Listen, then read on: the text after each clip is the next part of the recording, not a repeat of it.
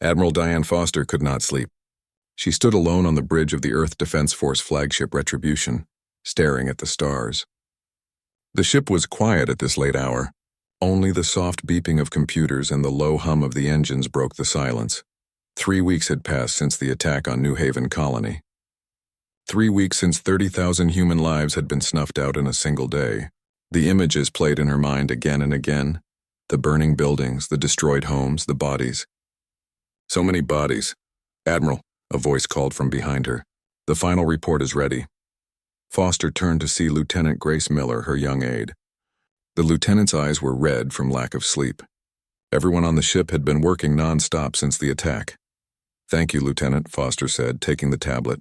She scrolled through the information, her face growing harder with each swipe. The evidence was now complete. This was no accident. No misunderstanding. The aliens had targeted New Haven on purpose. The Zaldari. Even the name made Foster's jaw tighten. They had appeared 3 months ago, their sleek ships entering Earth's solar system without warning. The first contact team had been excited. Humanity's first meeting with an alien race. The Zaldari envoy, a tall female alien named Velhari, had seemed peaceful, with her midnight blue skin that seemed to shimmer with tiny lights like stars, and her eyes that changed color with her mood. She had impressed Earth's leaders. Velhari had spoken of friendship, of sharing technology, of a galaxy filled with wonders that humans could now explore. It had all been lies. "Play the attack footage again," Foster ordered. The main screen lit up with the last transmission from New Haven. The colony had been Earth's pride, a successful settlement on a planet 12 light-years from Earth. 10 years of hard work had turned it into a thriving community with farms, schools, and research centers. The video showed a normal day, people walking in the colony's main plaza, children playing. Then the sky darkened as 3 crystal-like ships appeared above the colony. There was no warning, no demand to surrender.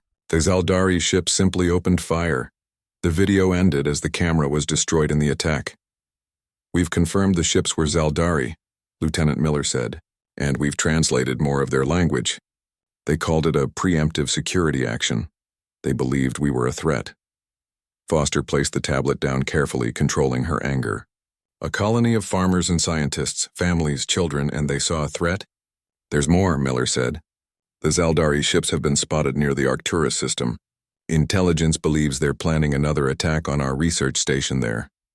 Foster walked to the large window at the front of the bridge. Earth was visible in the distance, a blue jewel in the blackness of space.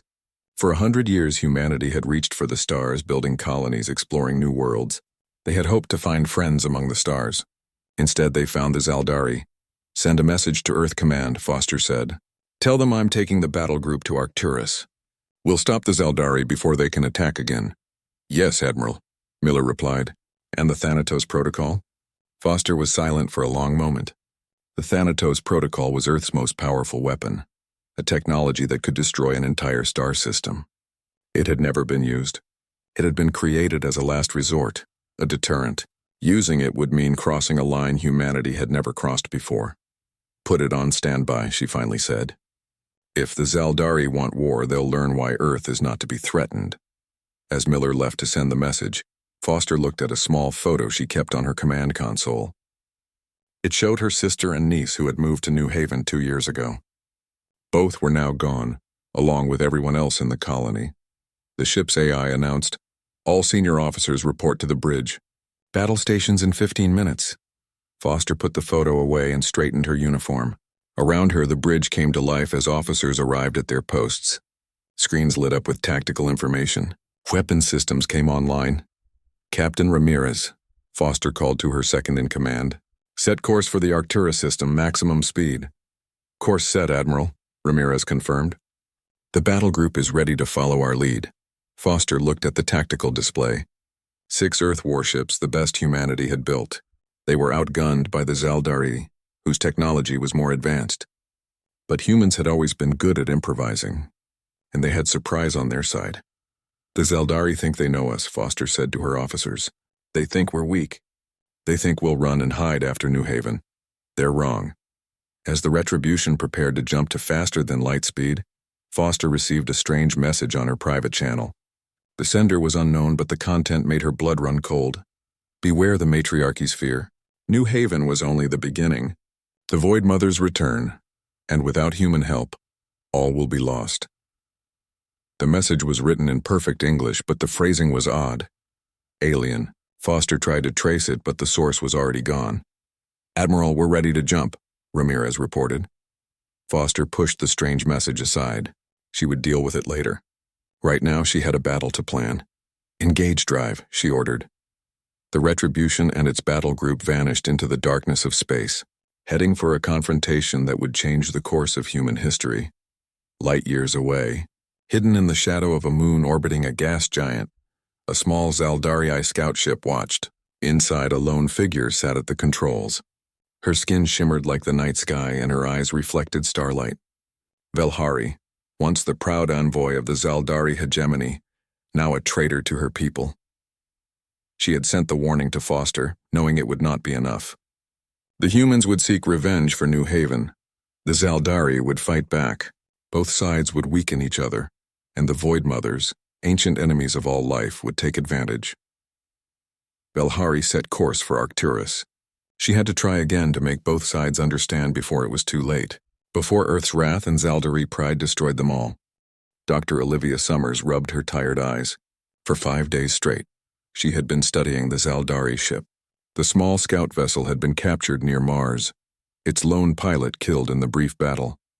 As Earth's top xenobiologist, Olivia had been called in to learn everything she could about the aliens who had destroyed New Haven Colony. The laboratory was deep underground in a secret facility. The ship sat in the center of the room, its crystal-like surface reflecting the bright lights. Unlike human ships made of metal, the Zaldari vessel seemed almost alive, its surface shifting slightly like it was breathing. Any progress? Asked General Catherine Bell as she entered the lab. The general looked as tired as Olivia felt. Since the attack, Earth's military had been on high alert. Some? Olivia said, leading the general to her workstation. Their technology is far beyond ours in many ways. Their ships are partly grown, not just built. The crystal material is both living and machine. She showed the general a series of images on her screen. But that's not the most interesting part. Look at this. The screen showed the dead Zaldari pilot. The alien female was tall and slender with midnight blue skin that shimmered with tiny lights. Her eyes, even in death, seemed to hold stars within them. Beautiful in a strange way, General Bell said. Yes, but notice this. Olivia pointed to a series of genetic scans. The Zaldari are not one unified species. They're divided into castes, and each caste has been genetically engineered for specific roles. This pilot was from their warrior caste. General Bell frowned. Engineered how? Enhanced strength, faster reflexes, improved healing. But the female castes have the most extensive modifications. Olivia pulled up more data. Their females are the leaders, warriors, and scientists. Males appear to be rare and less modified. A matriarchal society, Bell noted. That explains why all the Zaldari we've encountered so far have been female. Olivia nodded. And there's more. We've been translating their language and records from the ship's computer. It seems the decision to attack New Haven came from their ruling council, something called the matriarchy. She typed a command, and new information appeared on the screen. The matriarchy is made up of the oldest and most powerful females. They believed humanity was a threat because we're expanding too quickly into space. That's ridiculous, Bell said. We had barely started exploring beyond our solar system. To them, we're dangerous because we adapt quickly. Their records suggest they've encountered other species before, but none that advanced as rapidly as humans. Olivia paused. There's something else. Something that doesn't make sense. She pulled up a final file from the ship's computer. This is a personal log from a high-ranking Zaldari named Selmaze. Listen to this part we've translated. A strange voice came from the speakers, speaking broken English with an odd musical quality. The matriarchy fears the humans because they see in them what we once were, adaptable, creative, dangerous, but they ignore the greater threat. The Void Mothers stir beyond the galactic rim. If the humans are destroyed, there will be no shield when the Ancient Ones return. Void Mothers? General Bell asked. What does that mean? I don't know, Olivia admitted. But whatever they are, some of the Zaldari see them as a bigger threat than us. Before the general could respond, Olivia's assistant, Lisa Patel, rushed into the lab. Doctor, you need to see this. We found a hidden compartment in the ship. They followed Lisa to the Zaldari vessel.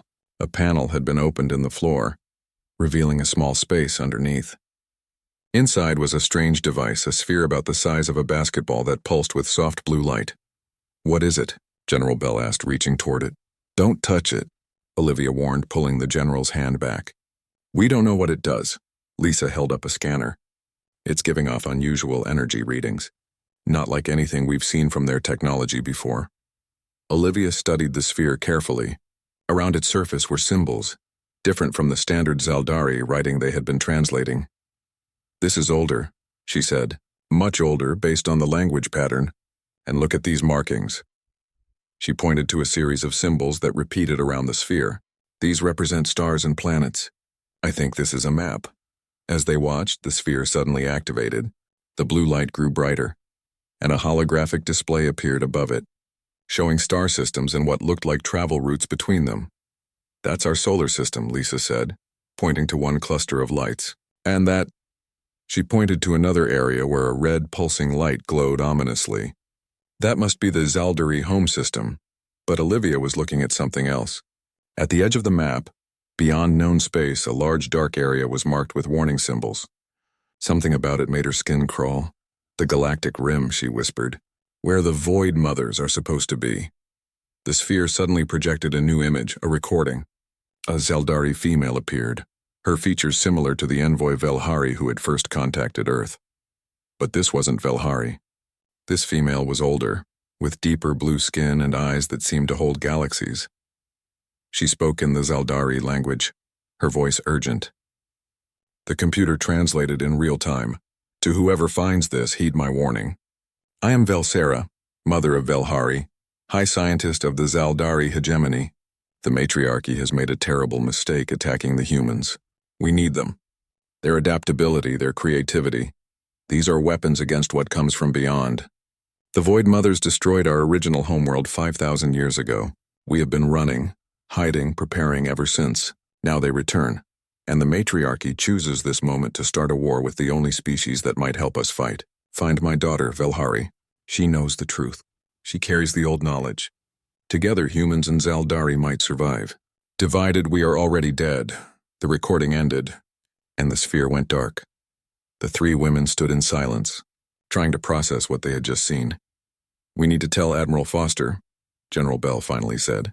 "Her battle group is already on its way to Arcturus to intercept the Zaldari forces there." "Wait," Olivia said, picking up her tablet. "There's an incoming message from Deep Space Monitoring. A small ship was detected entering the Arcturus system ahead of our forces. It's broadcasting on all frequencies," she played the message. A familiar voice filled the lab. "This is Velhari, former envoy to Earth. I seek peaceful contact. Admiral Foster, I know you received this. Your colony was destroyed on the orders of the matriarchy, against my counsel. But a greater threat comes for us all. Please, before more blood is shed, we must talk." General Bell grabbed a communication device. "Get me Earth Command now." "We need to warn Admiral Foster," but Olivia wasn't listening. She was looking at the dark area on the holographic map. For a moment, she thought she saw movement there, like something vast stirring in the darkness between stars. "I think," she said slowly, "we're about to be caught in the middle of a much larger war."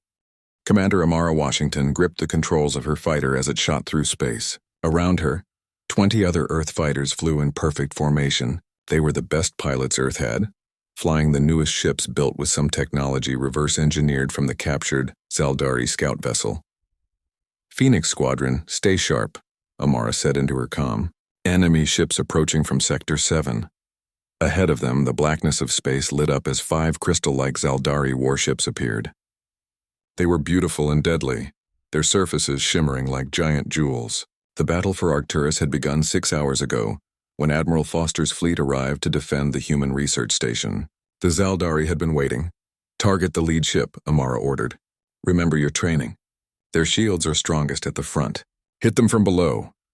The Earth fighters dived, engines blazing as they swung beneath the alien vessels. Amara locked onto her target and fired. The new quantum weapons, designed based on Zaldari technology, punched through the alien ship's lower shields. Explosions bloomed along its crystal surface. "Direct hit," called Lieutenant Samantha Riley, Amara's tactical officer.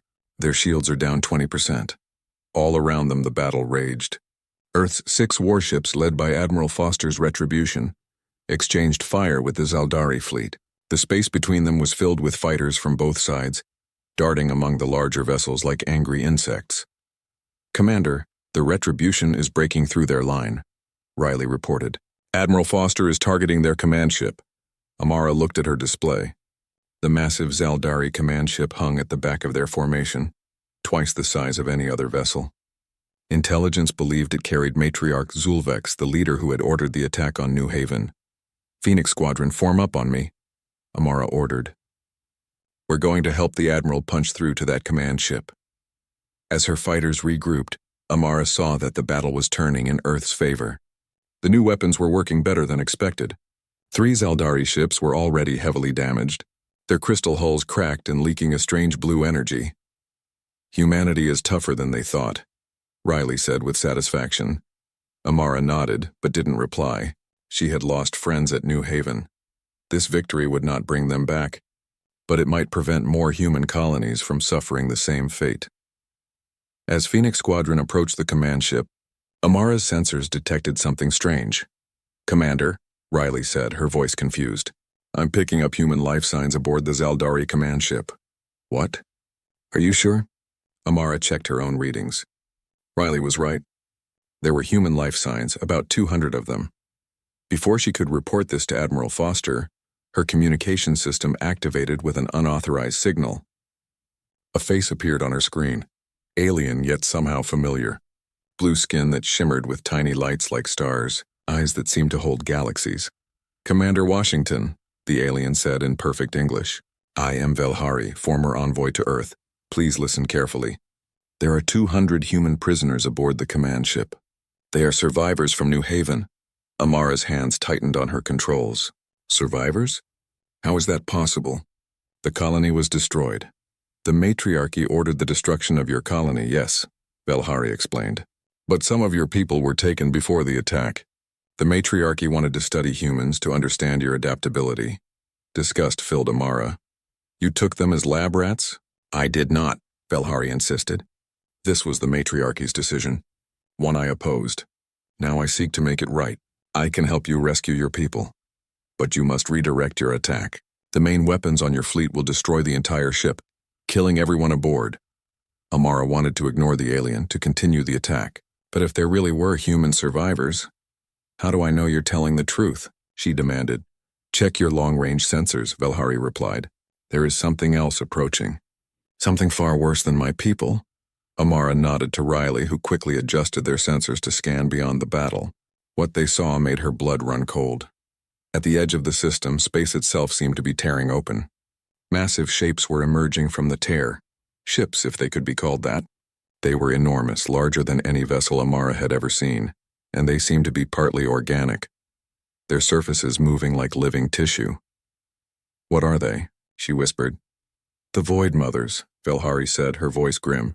"Ancient enemies that destroyed our original homeworld 5,000 years ago. They consume all life in their path. This is why some of my people feared yours, because your species might be able to help fight them. And the matriarchy chose to attack us instead of asking for help." Amara couldn't believe the stupidity of it. "Fear rarely leads to wise decisions," Velhari said. "Now we face extinction together unless we can set aside our conflict." Amara made her decision. She opened a channel to the Retribution. "Admiral Foster, this is Commander Washington. We have an emergency situation." She quickly explained what she had learned from Velhari and what her sensors had detected approaching the system. There was a long pause before Foster responded. "We've detected them too. Hold your position, Commander. Do not engage the command ship. I repeat, hold your attack." As Amara acknowledged the order, she saw the massive Earth warships changing formation, moving away from the Zaldari fleet toward the new threat. "What now?" Riley asked. Before Amara could answer, space around them lit up with energy as the first of the Void Mother vessels fired. The beam cut through a Zaldari ship, slicing it in half as if it were made of paper. "Now we fight for survival," Amara said, turning her squadron toward the new enemy. "All units prepare to engage the Void Mother vessels. Aim for what looked like sensor arrays." As Phoenix Squadron flew toward the massive alien ships, Amara saw something unexpected.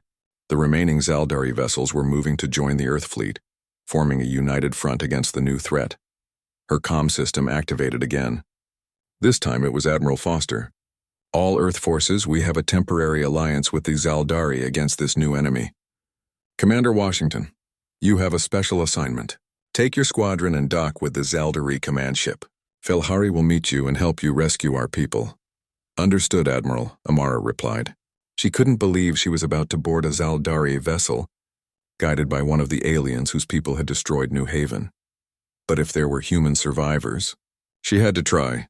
"Phoenix Squadron, new orders," she called to her pilots. "Form up and follow me in. We're going to rescue our people." As they approached the huge command ship, a docking bay opened in its crystal hull. Amara took a deep breath and piloted her fighter inside, followed by 5 others. The rest of her squadron remained outside to provide cover. The docking bay was enormous, filled with Zaldari fighters. As Amara landed her ship and climbed out, she saw a group of aliens waiting. At their head was Velhari, taller than the others, her midnight blue skin making her stand out. "Commander Washington," Velhari said, stepping forward. "We have little time. The Void Mothers will not be held back for long." Amara drew her weapon but kept it pointed down. "Take me to our people." Velhari nodded and led the way deeper into the ship. As they moved through crystal corridors, Amara was struck by the beauty of the alien vessel.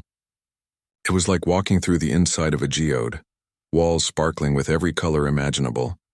"How did you oppose the matriarchy and survive?" Amara asked as they hurried along.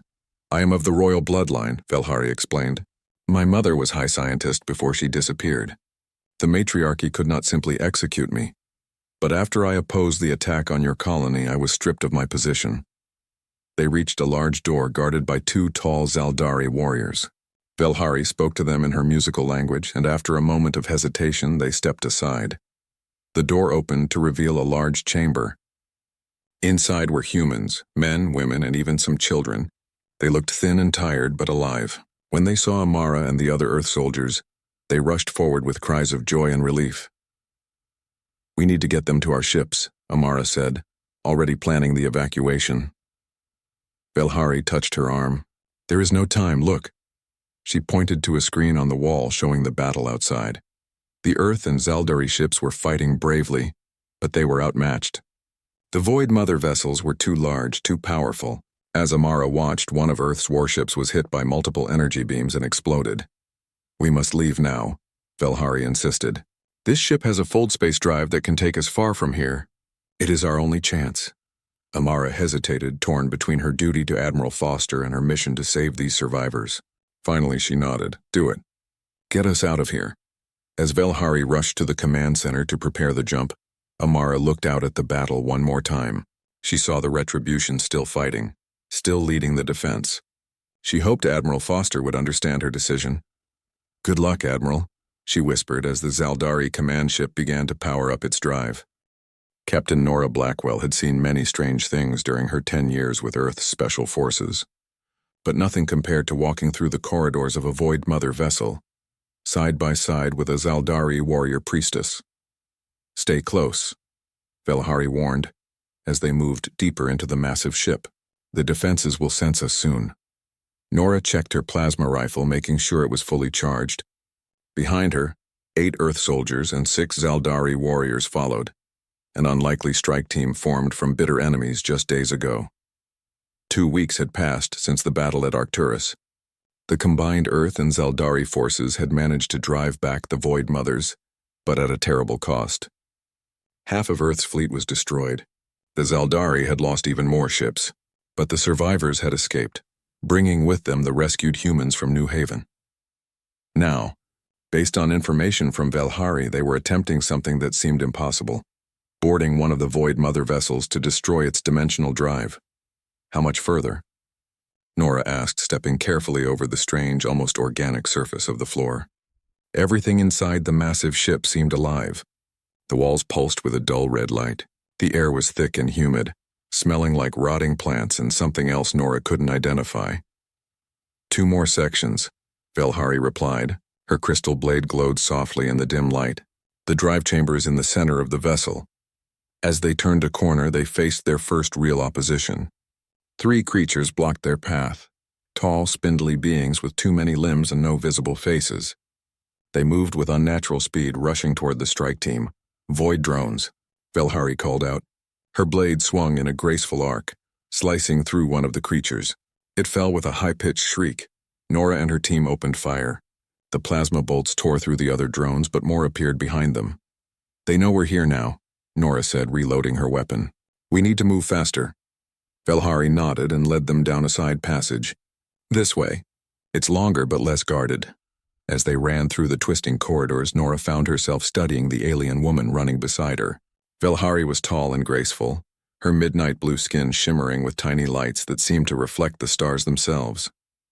Her eyes changed color with her emotions, now a deep purple as she focused on their mission. It was hard to believe that just weeks ago, Nora had considered all Zaldari the enemy. After the attack on New Haven, every human had wanted revenge. Admiral Foster had been prepared to destroy the entire Zaldari home system with the Thanatos Protocol. But then the Void Mothers had appeared, and everything had changed.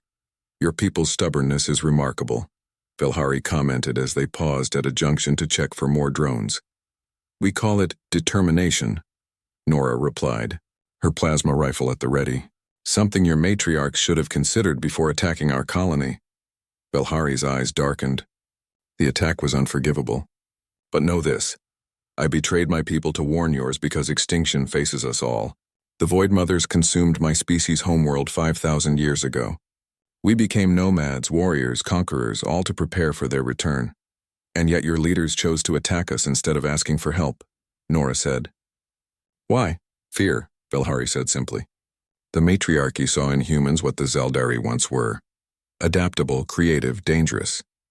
They feared you would become like us, or worse, that you would surpass us. So they decided to eliminate the threat before it grew too strong." Before Nora could respond, her comm unit buzzed. It was a message from Earth Command, relayed through their ship waiting at the edge of the system. "Captain Blackwell, this is General Bell. Be advised, the Thanatos Protocol has been activated. Admiral Foster's fleet will reach the Zaldari home system in 6 hours. Unless we receive your confirmation that the Void Mother threat can be neutralized, the protocol will proceed as planned." Nora looked at Velhari, who had heard the message. The alien's face showed no emotion, but her eyes had turned a deep blue, the color of sorrow. Nora had learned.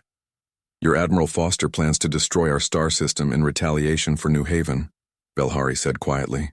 30 billion of my people will die." "It's not just revenge," Nora tried to explain. "Earth's leaders believe it's the only way to ensure humanity's survival. If we can't stop the Void Mothers, then Earth will be next," Velhari finished. "All the more reason to complete our mission. The dimensional drive is the key. Destroy it and the rift connecting our galaxy to theirs will collapse. No more Void Mothers can enter." They moved on, encountering more resistance as they approached the center of the ship. The Void drones came in waves, some small and fast, others large and powerful. The strike team fought their way through, losing 2 Earth soldiers and 1 Zaldari warrior in the process. Finally, they reached a massive chamber in the heart of the vessel. In the center floated a strange object, neither solid nor liquid, a swirling mass of energy that hurt Nora's eyes to look at directly. "The dimensional drive," Velhari said. "It tears a hole between universes, allowing the Void Mothers to enter our reality," Nora signaled to her team. "Set the charges around the perimeter just like we planned." As the soldiers moved to place the quantum bombs, Velhari studied the drive. "This design, it's more advanced than the ones my ancestors faced. The Void Mothers have evolved over the millennia. Is that going to be a problem?" Nora asked, setting her own charge. "Perhaps." Velhari's eyes had turned amber, the color of concentration. "The energy output is greater than I expected." "Our bombs may not be enough," Nora frowned. They had brought the most powerful explosives both Earth and the Zaldari could provide. "If they weren't enough, we'll have to overload it," Velhari said suddenly. "Use its own energy against it." "How?" Velhari pointed to a series of crystal-like structures surrounding the drive. "Those are stabilizers. If we destroy them in the right sequence, the drive will try to compensate by drawing more power. If it draws too much too quickly, it will collapse," Nora finished. "But how do we get out in time?" Velhari was quiet for a moment. "We may not." Nora understood what the alien was suggesting. A suicide mission. She thought of Earth, of her family, Of all the people counting on them to stop the Void Mothers, then she thought of the Zaldari home system, of 30 billion aliens who had nothing to do with the attack on New Haven, who were just living their lives. No, she decided. We're all getting out of here. We'll set the charges on the stabilizers with delayed timers. That should give us enough time to reach our ship. Velhari's eyes lightened to a soft gold. Hope. It might work, but we'll need to be precise with the sequence. As they worked to reposition the charges, Nora's comm unit buzzed again. It was Commander Washington from the rescue ship. Captain, we're picking up multiple Void Mother vessels converging on your position. You have maybe 20 minutes before they're on top of you. Understood, Nora replied. We're almost done here. She looked at Velhari, who was programming the final charge. Time to go. They gathered their remaining team, 6 Earth soldiers and 5 Zaldari warriors. As they turned to leave, a new alarm sounded through the ship, a deep, pulsing tone that seemed to vibrate in Nora's bones. What's that? She asked. Velhari's eyes had turned white. Fear. The ship is awake. Truly awake. We've triggered its defense system. The floor beneath them began to move, rippling like water. The walls seemed to close in, and from all directions came the sound of approaching drones. Run, Velhari shouted, grabbing Nora's arm. The ship will try to absorb us. They sprinted through the corridors, no longer caring about stealth. Behind them, the walls and floor flowed like liquid, reaching out with tendrils to grab anything they touched. 2 more soldiers were caught, pulled screaming into the living walls of the ship. Nora's lungs burned as they ran, but she didn't slow down. The exit was ahead, the small airlock where they had cut their way into the vessel. Almost there, she called to the others. As they reached the airlock, the ship gave one final effort to stop them. The entire corridor twisted, attempting to crush them. Velhari's crystal blade flashed as she cut through the living material, creating a path to the airlock. Go, she shouted to Nora. I'll hold it back. Nora grabbed the alien's arm. We all leave together. That was the deal. Together, they fought their way to the airlock and sealed it behind them. Their small ship was still docked outside, untouched by the Void Mother vessel. As they blasted away from the massive ship, Nora looked back. From the outside, the Void Mother vessel looked almost beautiful. A vast dark shape against the stars, trailing streams of energy like ghostly tentacles. How long until the charges detonate? She asked. 3 minutes, Velhari replied. We need to be at least 50,000 kilometers away. Nora nodded to her pilot. You heard her. Maximum speed. As their ship raced away, Nora opened a channel to Earth Command. General Bell, this is Captain Blackwell. Mission accomplished. The dimensional drive will be destroyed in approximately 3 minutes. Request immediate abort of the Thanatos Protocol. There was a long pause before the response came. Understood, Captain. Sending the abort code now. Return to Earth immediately for debriefing. Nora looked at Velhari, who sat quietly staring out the viewport. What will you do now? She asked the alien. Admiral Diane Foster stood on the observation deck of the Retribution, her hands clasped behind her back. Through the massive viewport, she watched as the quantum cascade tore through the Zaldari home system. First, their sun collapsed in on itself, forming a miniature black hole. Then, in a blinding flash of light, it evaporated in a burst of radiation that swept through the system, scouring planets clean of all life. New Haven is avenged, Foster said quietly. Beside her stood Velhari, watching her civilization's end with quiet dignity. The alien woman's skin had dulled. The star-like lights that usually shimmered across it now faint and flickering. 30 billion lives, Velhari said. Children, innocents, dissenters who opposed the matriarchy's decision to attack your colony. The price of attacking Earth, Foster replied, though her voice lacked conviction. 2 days had passed since Captain Blackwell's team had destroyed the Void Mother vessel and closed the rift. The Thanatos Protocol had been aborted, the command rescinded. But something had gone wrong. Either the abort code had failed to reach the quantum bombs already placed in the Zaldari system, or someone in Earth's chain of command had chosen to ignore it. Foster suspected the latter. There were those in Earth's government who had demanded vengeance for New Haven, regardless of the cost. Now they had it, and Foster felt no satisfaction, only a deep, hollow ache in her chest. The door to the observation deck slid open and Dr. Olivia Summers rushed in, her face pale with urgency. Admiral, we have a problem, she said. The Void Mother fleet has changed course. They're heading directly for Earth. Foster turned sharply. That's impossible. Captain Blackwell destroyed their dimensional drive. The rift was closed. The rift they were using, yes, Olivia agreed. But our long-range sensors have detected a new rift forming at the edge of our solar system. They found another way in. How many? Foster asked. Preliminary estimates suggest over 300 vessels, each carrying millions of drone warriors. Foster felt a cold weight settle in her stomach. Earth's fleet had been decimated in the battle at Arcturus. They had maybe 20 ships left, and half of those were damaged. Against 300 Void Mother vessels, she turned to Velhari. You said your people spent millennia preparing to fight these things. Were you winning? No, the alien woman admitted, her eyes a deep blue of sorrow. But we were surviving. Now that knowledge dies with my world. Foster was silent for a long moment, the weight of her decisions crushing down on her. Finally, she turned to Olivia. Dr. Summers, I want all surviving Zaldari integrated into our fleet operations, full access to our military systems and protocols. Admiral, Olivia questioned, shocked. The matriarchy destroyed one human colony, Foster said. I just destroyed their entire civilization. The cycle of vengeance ends here. Humanity and the remaining Zaldari will forge a new path together, or face extinction separately. Velhari's eyes shifted to a bright green. Hope, Foster had learned. My people will follow me. Those who survived were already opposed to the matriarchy. They will fight alongside humans to defeat the Void Mothers. Good, Foster said, because we'll need every advantage we can get. She turned back to the viewport where the last echoes of the quantum cascade were fading from the destroyed Zaldari system. Set course for Earth, maximum speed. We need to prepare our defenses. As the retribution turned away from the graveyard of a civilization, Foster couldn't help but wonder if humanity had just committed its greatest mistake. They had destroyed potential allies in their quest for revenge, and now faced an enemy far more dangerous alone. 3 days later, Earth's remaining ships formed a defensive line around the planet.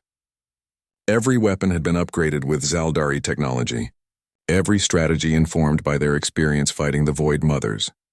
Foster stood on the bridge of the Retribution, now the command center for Earth's last stand. Around her, human and Zaldari officers worked side by side, putting aside their differences in the face of extinction. The first wave is approaching, reported Captain Ramirez. 3 minutes until they reach our defensive line. Foster nodded. All ships prepare to engage. Remember your training. Hit them where they're vulnerable and don't stay in one place too long. She looked at the tactical display. 23 Earth ships and 15 Zaldari vessels that had been away from their home system when it was destroyed, against the first wave of 50 Void Mother ships. It's not enough, she whispered to herself. Velhari, now serving as Foster's advisor, heard her. Numbers aren't everything, Admiral. The Void Mothers are powerful but predictable. They haven't faced a combined force like ours before. Let's hope that gives us an edge, Foster replied. As the massive Void Mother vessels came into range, Earth's fleet opened fire. The upgraded quantum weapons tore into the organic hulls of the enemy ships, causing far more damage than in previous encounters. It's working, Ramirez called out. Their shields can't adapt to the combined technologies. For a moment, Foster allowed herself to hope. Then the Void Mothers returned fire. Beams of energy lashed out, cutting through 3 Earth ships in seconds. The battle had begun in earnest. Launch all fighters, Foster ordered. Focus fire on the lead vessel. Hundreds of small craft poured from Earth's ships, joined by Zaldari fighters with their distinctive crystal hulls. They swarmed around the Void Mother vessels, striking at vulnerable points identified by Velhari. One of the massive ships exploded, then another. But for every Void Mother destroyed, an Earth or Zaldari ship was lost. It was a battle of attrition they couldn't win. Admiral, Velhari said suddenly, I have an idea. It's dangerous, but it might be our only chance. I'm listening, Foster said. The Void Mothers are connected to each other through a psychic network. That's how they coordinate their attacks. If we could disrupt that network, how do we do that? Foster asked. My people developed a device, Velhari explained. A psychic disruptor that can break their connection. But it must be delivered to the heart of their fleet, to their command vessel. A suicide mission, Foster realized. Velhari nodded. I will go. It is fitting that I should be the one. Foster considered the alien woman, once an enemy, now perhaps humanity's last hope. No, she decided. We go together. The Retribution will carry the device. Captain Ramirez can command the fleet in my absence. Admiral, with respect, we can't lose you, Ramirez protested. If this doesn't work, you'll lose Earth, Foster replied. The decision is made. As the Retribution prepared to break through the enemy line, Foster sent one final message to Earth Command, explaining their plan. Then she joined Velhari in the ship's engineering section, where the Zaldari was modifying a device salvaged from one of their vessels. Will it work? Foster asked. It should, Velhari said, but the range is limited. We need to get within 5,000 kilometers of their command ship, and once activated, we'll have perhaps 2 minutes to escape before the feedback destroys our vessel as well. Foster nodded. Then we'd better be quick. The Retribution plunged into the heart of the Void Mother fleet, its enhanced shields barely holding against their attacks. Around them, the battle raged, Earth and Zaldari ships fighting with desperate courage against overwhelming odds. There, Velhari pointed to the tactical display. That's their command vessel. It was enormous, at least twice the size of any other Void Mother ship. Its surface rippled and pulsed with dark energy, and long tentacle-like appendages reached out, grabbing smaller ships and crushing them. Take us in, Foster ordered. All power to forward shields. The Retribution shuddered as it took hit after hit, systems failing across the ship. But it kept going, driving straight for the heart of the enemy fleet. We're within range, Velhari announced. Activating the disruptor. The device began to hum, then emit a high-pitched whine that made Foster's teeth ache. Around them, the Void Mother vessels suddenly seemed to lose coordination, their movements becoming erratic. It's working, Foster said. Now let's get out of here. But as they turned to leave, a massive energy beam struck the Retribution, cutting through its already weakened shields. The ship lurched and warning alarms blared throughout the vessel. Engine room reports drive failure. Ramirez's voice came over the comm. We can't jump out. Foster looked at Velhari, understanding passing between them. Evacuate the ship, Foster ordered. All personnel to escape pods. As the crew rushed to abandon ship, Foster and Velhari remained in engineering with the disruptor. Someone needs to keep it running until the end, Velhari said. The effect will be greater if the device overloads within the ship, Foster nodded. I'll stay. You should go. No, Admiral, Velhari said, her eyes a calm purple. This is my responsibility. My people started this when they attacked New Haven. Let me finish it. Before Foster could argue, the ship shook again as another hit landed. Part of the ceiling collapsed, blocking the exit. It seems we both stay, Foster said with a grim smile. At least we'll get to see if it works. Around them, the Retribution was breaking apart. Through a tear in the hull, they could see the Void Mother ships thrashing in confusion as the disruptor's effect intensified. They're vulnerable now, Foster said, opening a channel to what remained of her fleet.